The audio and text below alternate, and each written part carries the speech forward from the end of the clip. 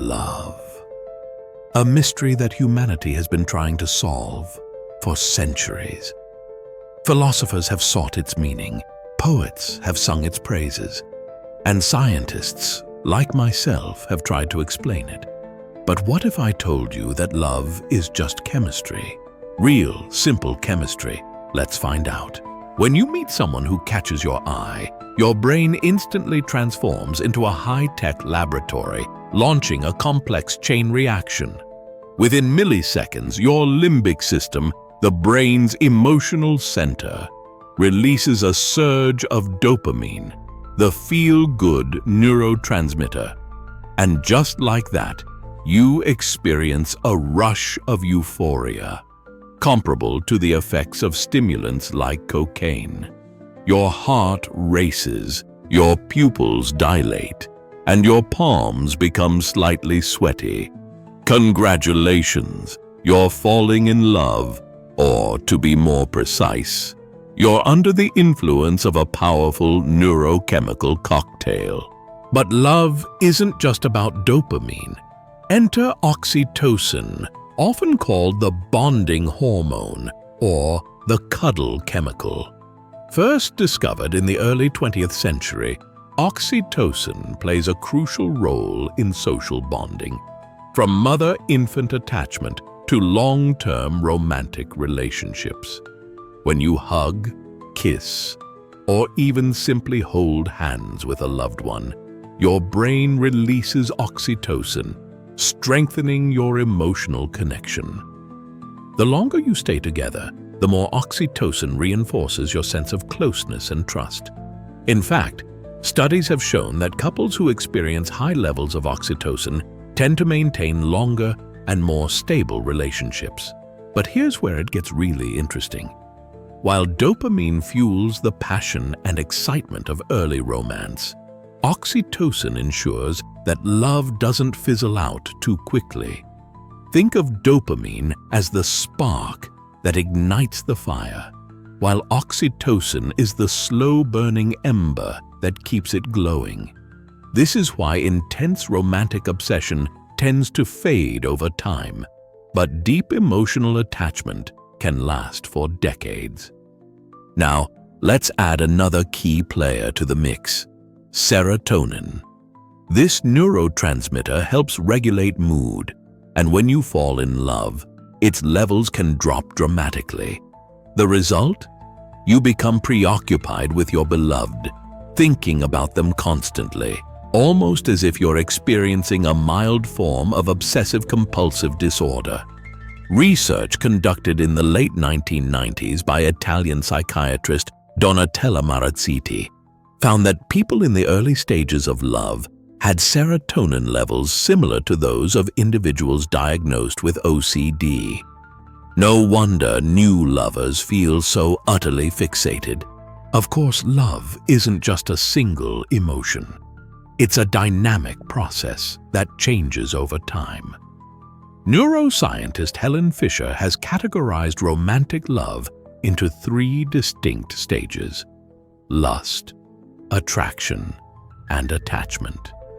Lust is driven by hormones like testosterone and estrogen.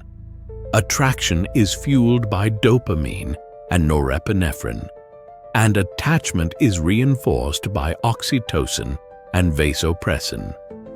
Each stage serves a biological purpose, ensuring that humans not only find partners, but also form lasting bonds to raise offspring and support social structures. So, is love just chemistry? Well, chemically speaking, yes. But that doesn't make it any less profound. If anything, it makes love even more fascinating. After all, these tiny molecules are responsible for some of the most powerful emotions we'll ever experience. Ah, chemistry, my old friend. Now for the bad news. As thrilling as love may feel in the beginning, our brains simply cannot sustain this chemical chaos forever.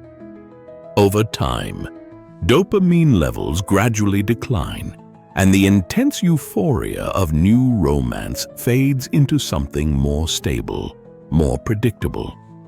At this point, the real challenge begins. Some people, craving that initial rush, chase new romantic highs with different partners, while others learn to build long-term relationships based on attachment, mutual respect, and conscious choice. But why does passion fade? The answer lies in our biology. Studies show that the brain adapts to high dopamine levels, much like it does to any pleasurable stimulus. Just as a drug addict needs higher doses over time to achieve the same high, our brains become less responsive to the chemical surges of early love. Within approximately 1 to 3 years, the novelty wears off and the emotional intensity stabilizes.